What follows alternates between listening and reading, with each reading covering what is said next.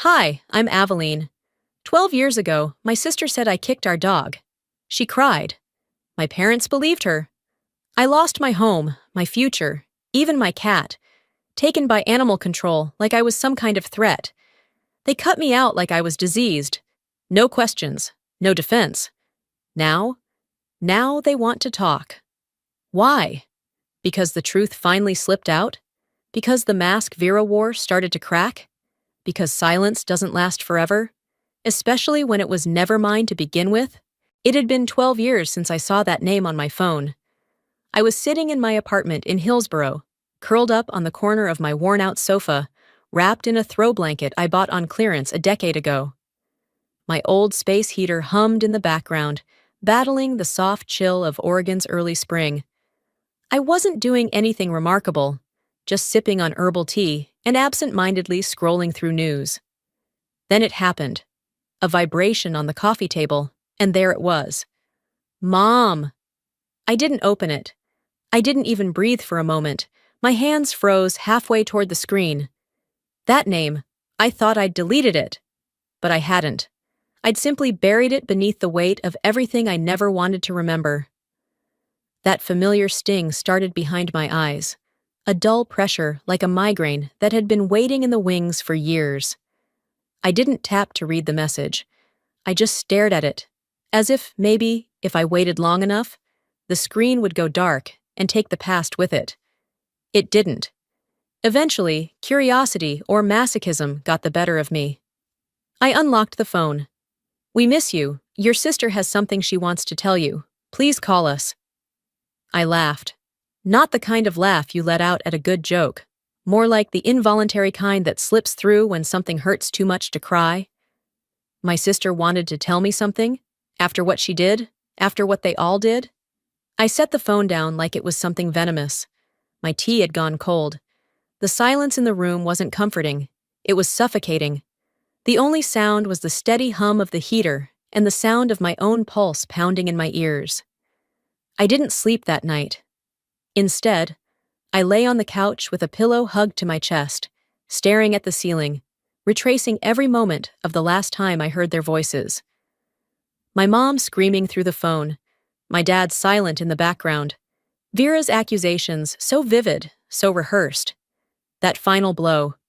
"We don't want you contacting us again." The memory hit like a punch I never learned how to dodge. I had begged them to listen. Not to believe me, necessarily, just to listen.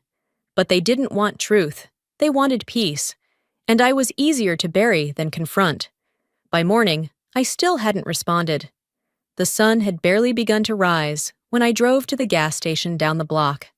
My tank wasn't empty, but I needed an excuse to step outside, breathe different air. I didn't expect to run into anyone. I rarely did. I'd built a life designed to be invisible. But there she was. Cam. We hadn't spoken since high school, not really. She was standing at the register, fumbling with a bag of gum and a Red Bull. Our eyes locked for half a second before hers widened. "Oh my God," she whispered. "Aveline?" I hesitated. "It's me," I said. My voice felt like it belonged to someone else. Cam stepped closer, lowering her voice. I always knew you didn't do it. I swear, I wanted to say something back then. I was just a kid. My parents told me to stay out of it. I'm sorry." I didn't have words. For the first time in over a decade, someone said it. "You didn't do it." I think I mumbled something like, "Thanks," before retreating outside. The air felt different, heavier. I didn't drive home. I walked, left my car at the pump like an idiot, and just walked. Every step took me back. Hallway at home, Vera standing in the doorway of my room. Toby's whimper, my mother's scream. The look in Vera's eyes, flat, determined. I passed the bakery, the church on the corner, the dog park I still couldn't bring myself to visit. My shoes slapped against the sidewalk like reminders of where I was and how far I hadn't gone. Back at the apartment, I sat at my desk and stared at the message again. Then came another one. "Vera said something at dinner. We're not sure what to think anymore. We want to hear your side." My side. 12 years too late. I didn't respond. I just stood up, walked to the closet, and pulled down the old shoebox I hadn't touched in a decade. Inside, letters I never mailed, receipts I kept for reasons I couldn't explain, and a photo of me holding Toby the year before everything fell apart. I sat on the floor, box open in front of me, heart pounding like a warning bell. I unfolded the first letter in that box, and the handwriting made my stomach twist. The shoebox smelled like dust and old paper, and something else I couldn't name. Maybe the trace of everything I once cared to remember, now folded and yellowed. Nestled between receipts and faded photos was an envelope, unsealed but still crisp. My name was written in Cam's handwriting. Neat, careful. The postmark? June 2012. I sat with it in my lap for longer than I care to admit. The apartment was quiet, as always. No music, no distractions.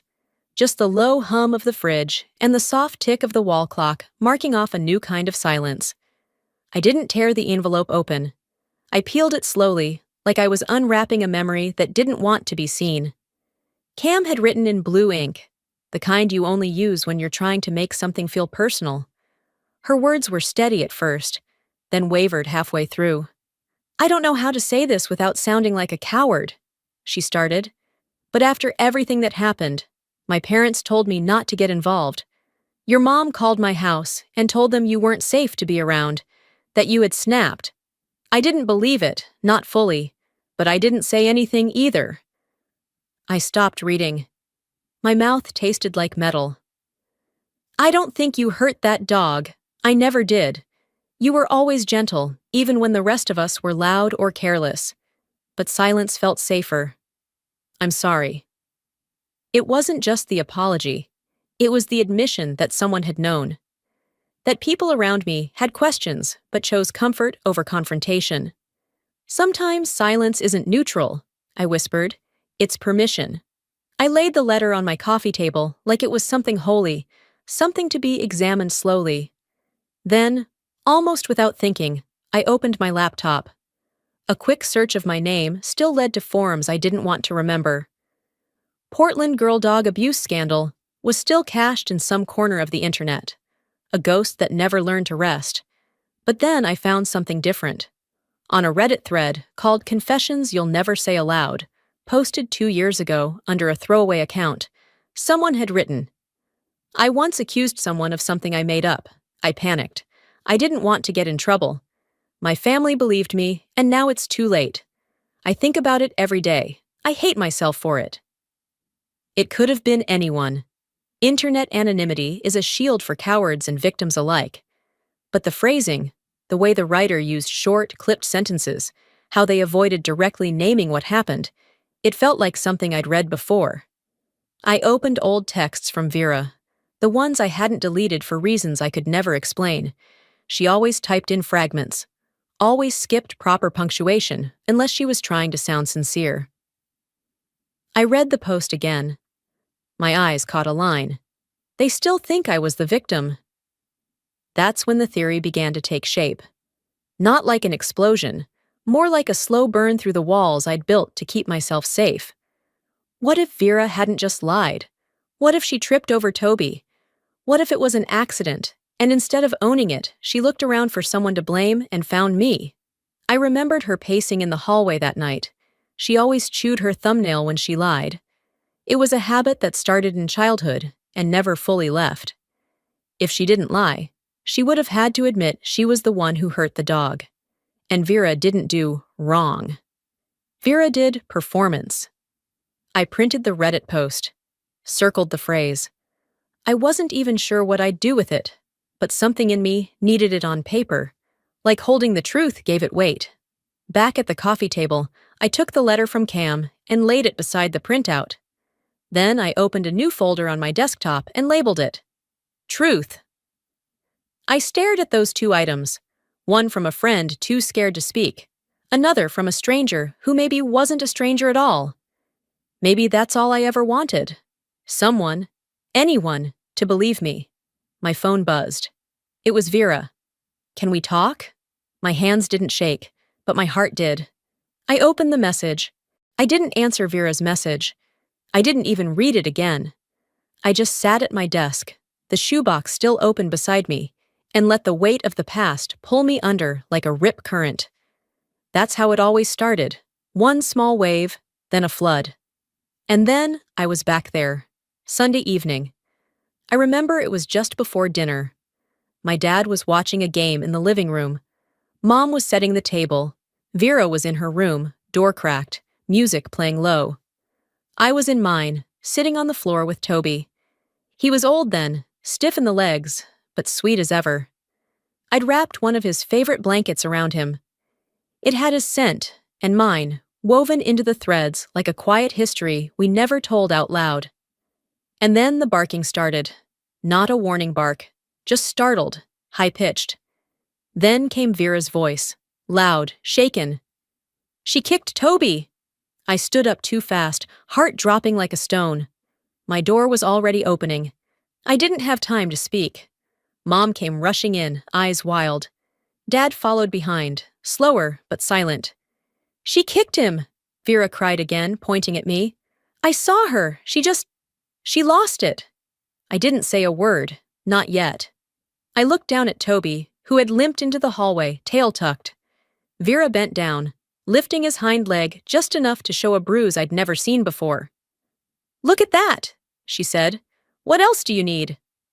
I finally found my voice. "I didn't touch him." Judith didn't even blink. "You expect us to believe that after everything?" "After what exactly?" I asked. But I already knew the answer. I wasn't the favorite. I wasn't even the safe one. I was the one they always whispered about when they thought I couldn't hear. No one asked for my side. No one even looked me in the eye. I didn't even get a trial, I remember thinking. Just a sentence. The room felt smaller, the air thicker. Vera stood still, arms crossed. Mom's hand shook as she pulled her phone from her pocket. Dad didn't speak, not one word. "You need to leave," Judith said, voice level. "Tonight." "You're kidding." Her eyes narrowed. "Do I look like I'm kidding?" I turned to Vera. "Tell them the truth." She blinked slowly. "You think this is easy for me?" "You're lying," I said. She shrugged. "Or maybe you just can't remember it straight anymore." I tried once, just once, to plead. I didn't hurt him. I would never. But pleading only works when someone wants to listen. That night, nobody did. They gave me 15 minutes to pack. I remember because I asked for more time and was told, "You're lucky we're not calling someone else." I took a duffel, some clothes, my phone. That was it. Milo. I hadn't even thought about Milo yet. He was hiding under my bed. When I got down to coax him out, Mom was already calling someone. She stepped out the front door and spoke in hushed tones. Minutes later, a knock. A man in uniform. "Officer Malone," he said. "We've received a concern about potential animal mistreatment. Just a precaution, ma'am." Milo didn't understand. He meowed when they carried him away in that hard plastic crate, looking back at me like I could fix it. I didn't cry until the door shut. That sound, the final latch.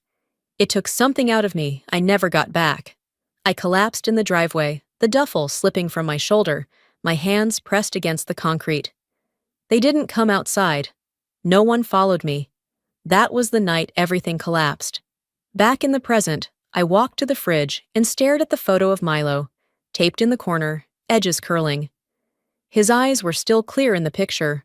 That old photo had survived 3 apartments and 2 cities. I'd thought about throwing it away more than once, but something always stopped me. I sat back down at my desk. I didn't open Vera's message. Instead, I opened a blank document and started to type. What they took from me. Each line felt like lifting a stone from my chest and setting it down where it belonged. Home, trust, a future, Milo, 12 years. I hit save. The phone rang. Mom. The phone rang 3 times before I pressed accept. I didn't plan to answer. I was just tired of letting everything stay frozen. I didn't say hello. I didn't need to. Judith's voice filled the line, softer than I remembered. We both knew the version of her that used to bark orders didn't fit anymore. There was hesitation in her tone, like she had rehearsed this call 100 times and still didn't know how to start. "I've been meaning to say something," she said, her voice edged with breath. "Something I never told you." I sat down slowly at the kitchen table. The rain outside tapped the windows like a nervous child asking to be let in. "There's a lot you never told me," I said. Not bitter, just flat. Judith hesitated. "That night, the night you left, there was a neighbor, Harriet. You remember her?" I nodded, forgetting she couldn't see. "Of course." She said she saw something. I didn't want to hear it at the time. She mentioned that maybe it wasn't you who hurt the dog. My fingers curled against the edge of the table. "And what did you say to her?" "I told her not to meddle. I told her we had it under control." I closed my eyes. I remembered Harriet that night, standing by her front door in her blue robe. She had peeked out when things got loud. I'd seen her watching, hand on her hip, face tight. There was something in her expression. A question. Or maybe guilt. She'd looked like she wanted to say something. But then Judith had yanked me by the elbow, told me not to make a scene on the sidewalk. And Harriet? She went inside and shut the door. "They always say it's not my business, until they're forced to admit it always was," I said. She saw the lie and decided her comfort mattered more. Judith didn't argue. "I know." There was a long pause. "That night," she finally said, "I told you to pack your things. Do you remember what I said?" I leaned back in my chair. "I remember every word." She inhaled. "I told you to come back when you were ready to admit it." I didn't speak. Judith continued, slower now. "I didn't want to believe Vera would lie. I needed the story to be simple. Your silence made it easy to believe." I swallowed that. Let it settle like old dust on the tongue. "What about now?" I asked. "Now I can't live with what we did to you." There it was. 12 years late, cracked at the edges. But there. I stood up and walked to the front closet, still holding the phone to my ear. I opened the box marked Milo's papers. Inside were old vet bills, adoption forms, and a fraying photo of him curled at the edge of my bed. But something new caught my eye. Something I'd completely forgotten about. A flash drive, duct taped to the underside of the box lid. It was the one from the security camera. The pet cam I'd set up that year to catch Milo jumping on the kitchen counters while I was gone. I hadn't thought about it in years. I stared at it. Judith was still speaking. I only caught half of what she said. "Been acting strange. Vera, distant, agitated. She says things that don't make sense. I think she might say something soon. You should be prepared." I pulled the flash drive off the lid slowly, like it might burn my fingers. "It took a neighbor's silence," I said, "my mother's delay, and my sister's lies to build this wall. And now you want me to help tear it down?" Judith didn't reply. I walked back to the desk and set the drive next to the keyboard. "I'll be in touch," I said. And I ended the call. I didn't know what was on that drive, but part of me hoped it would burn everything down. The flash drive clicked into place with a soft sound, barely noticeable over the buzz of the lamp on my desk. The folder popped up immediately. No password, no encryption. Just a simple title, Scholarship Records. For a moment, I hesitated. My name on a file shouldn't have made me nervous, but it did. I clicked it open. There were scanned PDFs, emails, even photos of a younger me with a clipboard at a local animal rescue, a snapshot from a time I had dared to plan a future. One file caught my eye. The scholarship letter. Full ride? Oregon State, Animal Welfare Program. I had framed that letter once, hung it next to my bedroom mirror, proud like any kid who made it out of a tight space.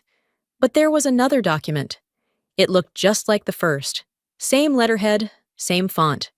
But this one was dated 2 weeks later. Subject line, Revocation of Award. I read it twice before I understood. Due to recent concerns raised by the community regarding Ms. Aveline Hart's suitability for animal care, we are withdrawing the scholarship offer. No explanation, no investigation, just erased. My fingers tightened around the edge of the desk. I remembered that call now. I was at the kitchen table. Mom had just put down the phone, said something vague about a misunderstanding. Then my phone rang. "We regret to inform you." That's all they said. I hadn't cried then. I'd swallowed it whole like another part of me that didn't deserve to speak. I sat there, staring at that letter, until the sun slipped lower in the sky. It was too quiet in the apartment. I opened my laptop, searched the nearest shelter in Beaverton, and clicked the adoption inquiry link. I typed in a fake name, Maggie Peterson, and selected a small gray tabby cat. A few clicks later, the form asked for ID verification. I hesitated. Then, slowly, I typed my real name. The site froze for a second. Then, refreshed. "Unfortunately, your application cannot proceed at this time. Please contact administration if you believe this is an error." I sat back in the chair. My chest felt hollow. I called the shelter. A young man answered, cheerful at first. "Hi, yes. I just submitted an adoption form, and it was rejected. Can I ask why?" He paused. I heard typing. Then his tone shifted. "Oh, I'm sorry, I can't disclose internal notes. But the record here, it's flagged. Community reported concern several years ago." I kept my voice steady. "Flagged by who?" Another pause. It just says, "Report submitted by Judith Hart." My breath left me before I realized it. I leaned forward, elbows on the desk, staring at nothing. She hadn't just cut me off. She'd made sure no one else would take me in. No pet, no second chance, just this echoing silence that followed me wherever I tried to restart. I cleared my throat and asked for the supervisor. 10 minutes later, I was on the line with a middle-aged woman who sounded like she'd seen too many of these situations. "Ms. Hart, I know this is hard to hear, but we still have the original record from your mother. It cites behavioral instability, past trauma involving a family pet, and an unverified concern submitted during your scholarship period. We keep those for liability." "Liability?" I whispered. "For a lie?" She didn't respond. I thanked her and ended the call. That night, I started a new folder on my computer. I called it Erasure. I scanned the documents from the drive. Every letter, every revocation, every scar dressed as formality. Then I added the shelter rejection screen, the call log, and a recording of the conversation with the supervisor. I wasn't going to plead for understanding anymore. I was going to document it. They erased me from their story. I was writing my own now. I was about to shut the computer when I noticed another file buried in the downloads, an email thread I didn't recognize. I clicked it open. Subject line, RE, concerns about Aveline's stability. The sender, Judith Hart. The recipient, a board member from the scholarship committee. The email wasn't long, but it was enough to set everything in motion. After I closed the email, I stayed still for a long time, just listening to the faint buzz of the fridge and the dull hum of my own disbelief. The name at the top, Judith Hart, my mother's name, stapled to words that shattered things long before I ever knew they existed. It should have ended there, but of course, it didn't. I opened a browser, typed Vera's name into the search bar like I was lighting a match, and hit enter. Her face filled the screen immediately, smiling, polished, surrounded by puppies, and perfectly lit natural backgrounds. Her Instagram bio read, "Animal advocate, voice for the voiceless." Voice for the voiceless? There were dozens of posts, rescued pets, motivational captions, sponsored content from pet food brands, donation links, speaking engagements, TEDx, podcasts. One image showed her holding a senior dog that looked so much like Toby. I nearly stopped breathing. "You used what you destroyed to build a brand," I whispered. Scrolling further, I found a talk she gave titled Healing after the hurt. She stood on stage in a muted pantsuit, spotlight hitting her hair just right. The caption underneath quoted her, "My family went through something tragic, but I chose healing." I stared at those words. Chose healing? What healing? You chose distance. You chose silence. You chose me as the scapegoat. She never said my name, not once. But it was all there, between the lines, tucked into the pauses. My sister struggled. There were misunderstandings. I had to walk away from toxicity. The crowd clapped, cried even. They always paint the victim as crazy, I muttered. It's how they clean up the mess. The fury wasn't sudden. It had been building for years. But this time, it moved differently. It didn't boil. It calcified. I closed the video and opened an old folder labeled Letters.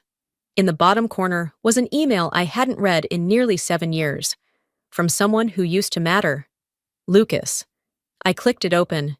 It wasn't you, I knew that. But my parents, they said I needed to be smart, that your family was complicated. I didn't know how to fight them. I didn't know how to stay. I remembered the night it fell apart, dinner at his parents' place, quiet tension at the table, followed by a soft but sharp question from his mother. We were told there was an incident with a pet. We're a dog family, you understand. I'd nodded. I understood more than she thought. Lucas and I didn't last a week after that. That email stayed unread until now. 7 years. 7 years since he said he didn't have the backbone to stand by someone like me. I started printing things, screenshots of Vera's quotes, photos of her fake rescues, her sponsorship deals. I highlighted the TEDx lines that made my skin crawl. Then I opened a new folder. I named it Vera's Mask. In that folder, I pasted every piece of the performance she'd built, the halo she wore, shining with my shame. She got to be the wounded healer, the compassionate hero, and me? I got blacklisted, scrubbed out of my own future. I lost everything so she could have this. I was the villain in your story so you could play the saint, I whispered to no one. You never once asked if I was breathing. That night, I sat down with a fresh document and wrote a message. Polite, cold, direct. Vera, let's meet. No cameras, no pretense. 1 hour. You choose the place. I didn't expect her to agree, but I needed her to know I wasn't going away quietly. I attached no emotion, no threat. I simply clicked send. Then I grabbed a post-it note and wrote in bold letters. Next, the confession. I placed it beside the others. Erasure, mask. If she says yes, this will end face to face. If she says no, I'll end it another way. The reply didn't come that night. Or the next morning. Which wasn't surprising. Vera never did like to be summoned. But while I waited, I opened an old Yahoo account I hadn't touched in a decade. I had set it up for school back then, when email still felt like a luxury, not a weapon. I typed in the credentials out of instinct more than strategy. There it was. In the drafts folder. A message never sent. It wasn't addressed to me, but it might as well have been. If you just say sorry and admit it publicly, it began. I'll delete the video. It's been 5 years. People move on from scandals. I read it twice before I could breathe. Then I read it again. She didn't just lie. She wanted me to make the lie permanent. I was supposed to validate her story. Fold myself into it like a good sibling who knew her place. Say the words she wanted so she could move on, and I could be left with a scarlet letter she stitched herself. My hands trembled. Not from fear, from clarity. She was never trying to ruin me. That would have implied I was ever on her radar enough to matter. No, Vera was trying to shape a narrative, and I was just the quiet space she needed to fill. Later that afternoon, while checking my phone during a work break, I saw a cousin's Instagram story pop up. One of those filtered birthday party moments. Balloons, a table full of food, kids running around. I almost skipped past it until I saw Grace, Vera's youngest cousin. She must have been, 6 or 7 when everything happened? In the video, Grace was mid-sentence. Didn't you say she didn't do it? That she never touched the dog? The sound cut off as someone shifted the camera, but I'd already pressed pause. I called Grace that evening under the excuse of catching up. She sounded surprised but happy, a little nervous. We talked about small things at first: school, books, how grown up she looked now.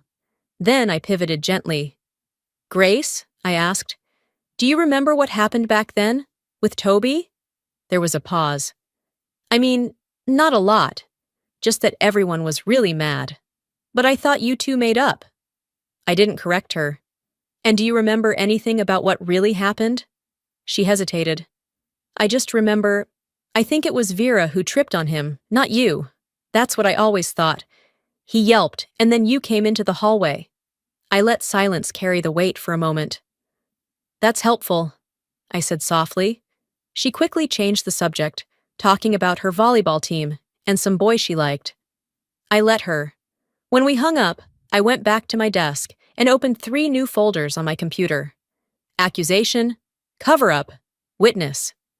Inside each, I began dropping files: screenshots, emails, quotes, timestamps, the old pet cam footage, the voicemail from Cam, Grace's recollection, even the unsent email. This wasn't revenge. I wasn't building a weapon.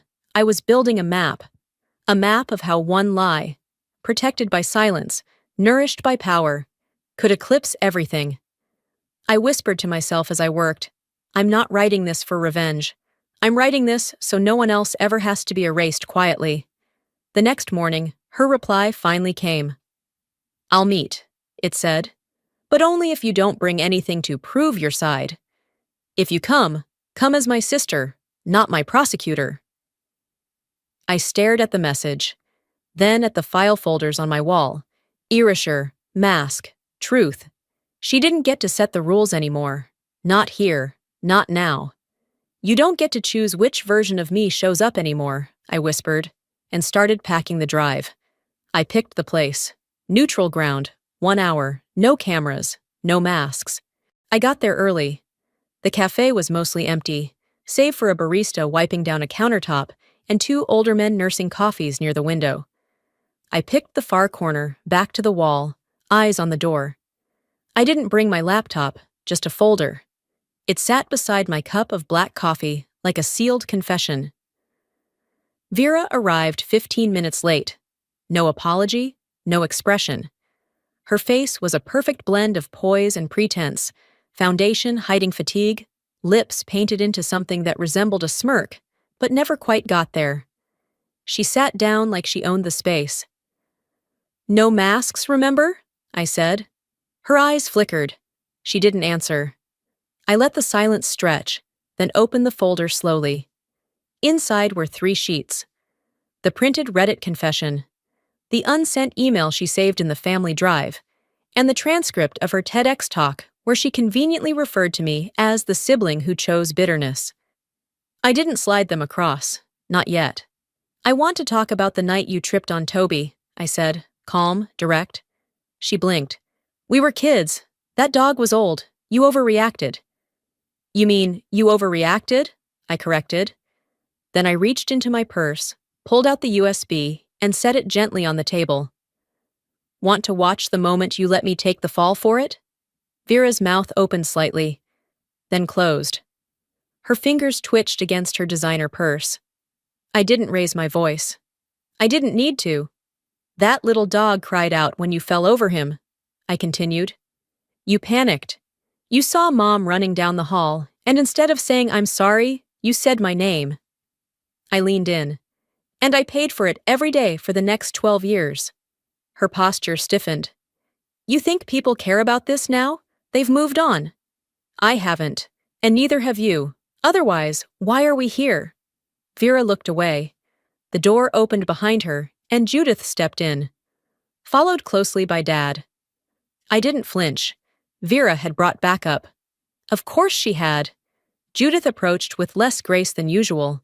Her hair was grayer than I remembered, but her presence still carried that same air. Like every room was hers until proven otherwise. I didn't know you'd be here, I said flatly. She sat without asking. I wanted to hear the truth, for once. You've had 12 years, I said, and plenty of truth you ignored. Dad said nothing, just folded his hands on the table like we were at a PTA meeting. I slid the folder toward the center of the table. In case you want to refresh your memory. Judith opened the top sheet, the confession from Reddit, and her eyes scanned it slowly. Then the unsent email. Then the transcript. This is a lot, she whispered. It's just a fraction, I replied. There's more. Shelter blacklist. Emails to my scholarship board. Your fingerprints are all over it. Her hands trembled as she held the papers. I believed her because I needed someone to blame. And you didn't fight. I nodded once. And that was convenient for everyone, wasn't it? Judith didn't look at me. Dad still hadn't spoken. You didn't just bury me, I said. You locked the door behind me and handed out the shovels. Vera's voice came, quiet and low. I didn't think you'd survive. I stood, picked up the USB, slid it back into my purse. That's the part that saved me, I said. And I left. I didn't run. I didn't cry. I just walked out into the sun, finally carrying my own name again. That night, the silence in my apartment was deeper than usual. Not the kind of silence that soothes, the kind that settles on your shoulders like a lead blanket and dares you to move. I sat at the kitchen table, the confrontation replaying like a broken reel in my mind. Vera's flinch, Judith's cracked voice, my father's void of words. Their faces had once meant home. Now, they just looked like locked doors. I reached for the envelope I'd prepared earlier, thick with therapy invoices, school rejection letters, screenshots of emails, and shelter blacklists, all labeled dated, irrefutable. At the top, I slipped in a typed note. This is not revenge. This is the bill you left unpaid. On the front of the envelope, I wrote in block letters. 12 years of silence. The next morning, I drove to my parents' house. I didn't knock. I didn't hesitate. I just walked up the porch steps and pushed the envelope through the mail slot. No one came to the door. I didn't wait to see if anyone would. By the time I got home, the tension in my chest had turned to something else. Not peace, exactly, but steadiness. 3 days passed before I got anything back. A letter came by mail, hand-addressed. I knew the handwriting before I even opened it. Judith. I didn't tear it open right away. I left it on my coffee table, unopened, for hours. Maybe part of me hoped it would vanish on its own, like everything else they'd refused to face. Eventually, I opened it. She didn't start with, I'm sorry. She didn't start with Dear Aveline. She started with honesty. I didn't protect you because I was afraid of being wrong about Vera. And because admitting we were wrong about you meant we failed as parents. Harriet told me something that night. She said she saw the dog jump when Vera stumbled. I told her to keep quiet. I chose silence. I needed the story to be clean. I read the whole letter once. Then again, slower. No excuses.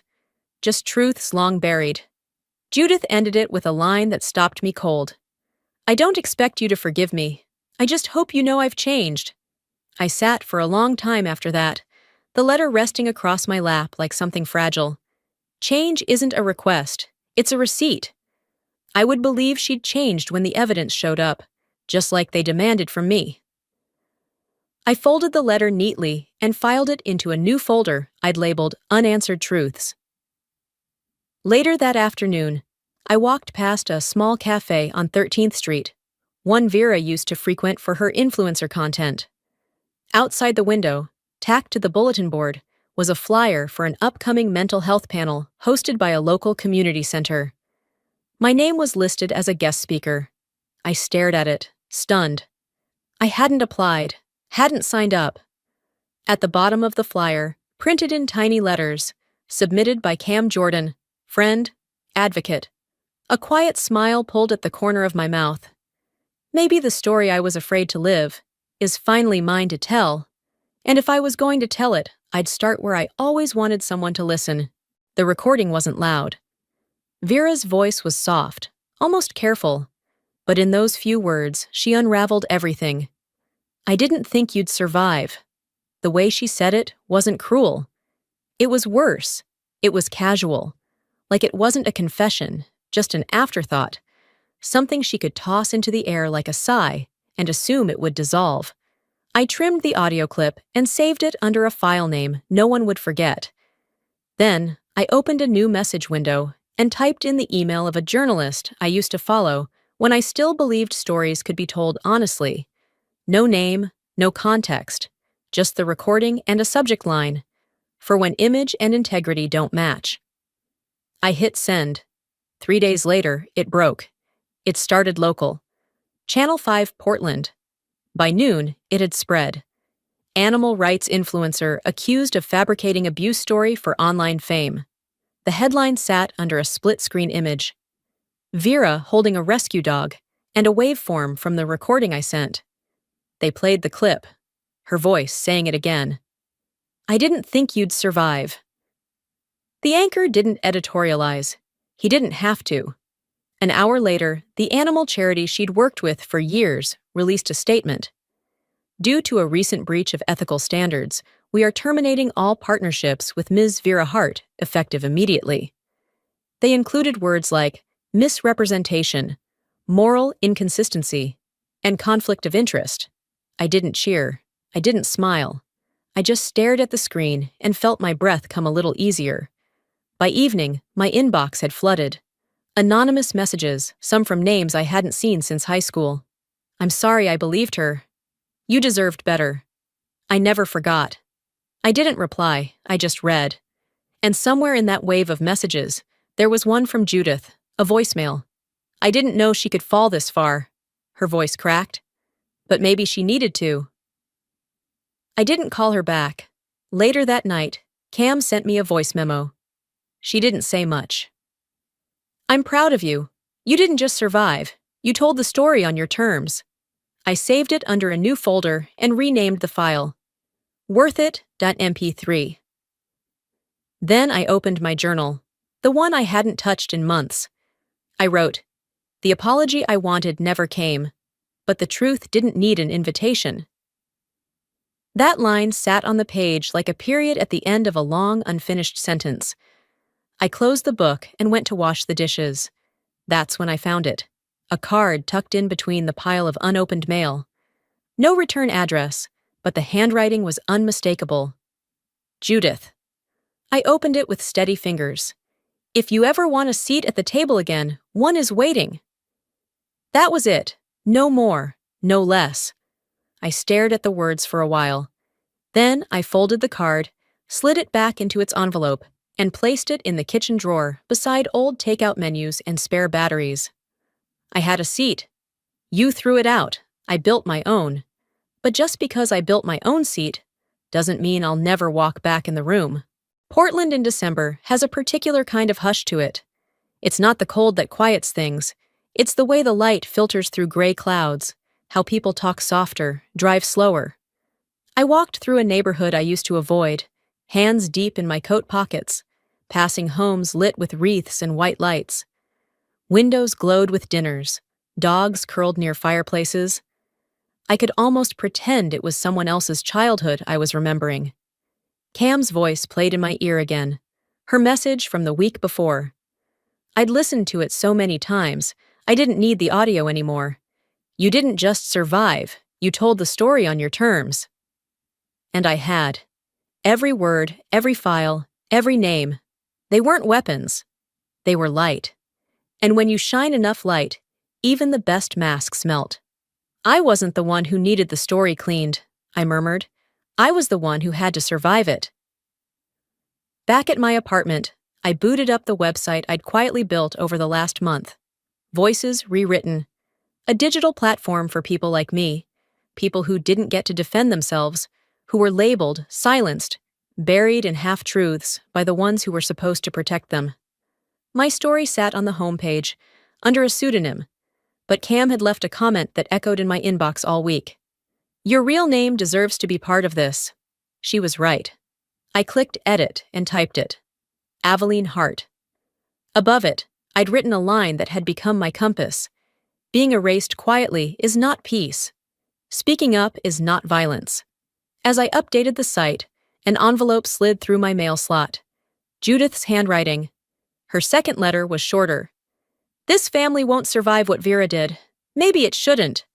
There was no request for a phone call. No appeal for grace.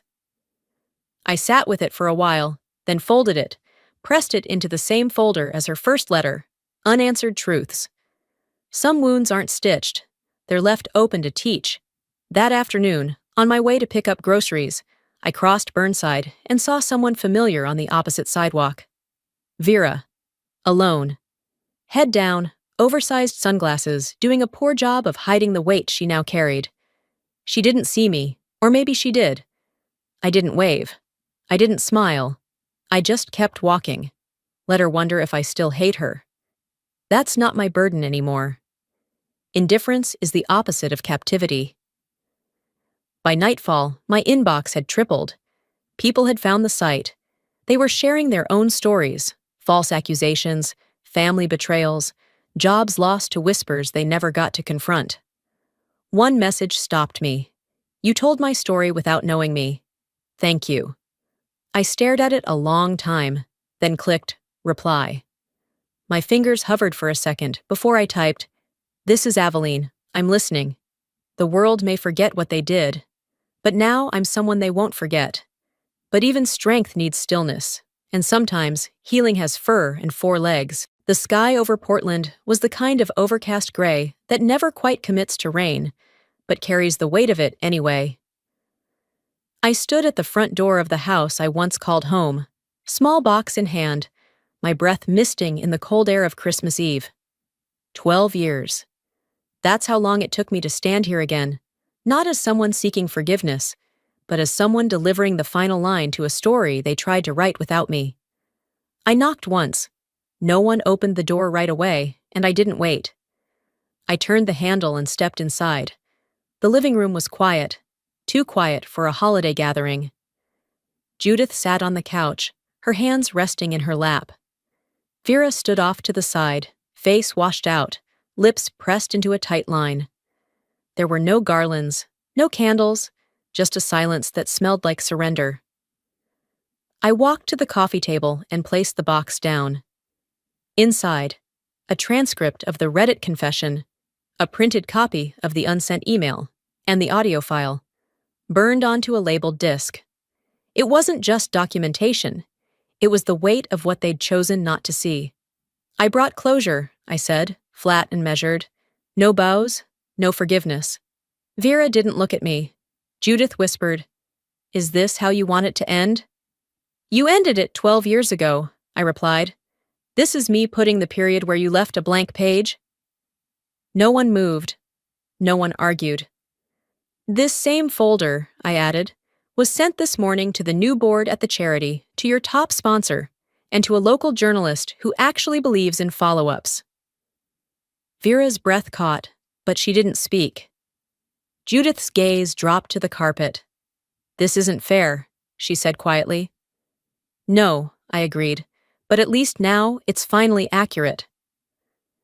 I turned and left the same way I came in. I didn't slam the door. I didn't look back. There was nothing behind me worth remembering. By the time I got home, night had fully settled. My apartment smelled like pine and laundry detergent. Warm. Mine. A small box sat at my doorstep. No return address. Inside, wrapped in a simple blanket, was a cat. Gray and white, eyes wide and curious. No note, just a paw print pressed into a card that said, "Thank you." I named him Milo II.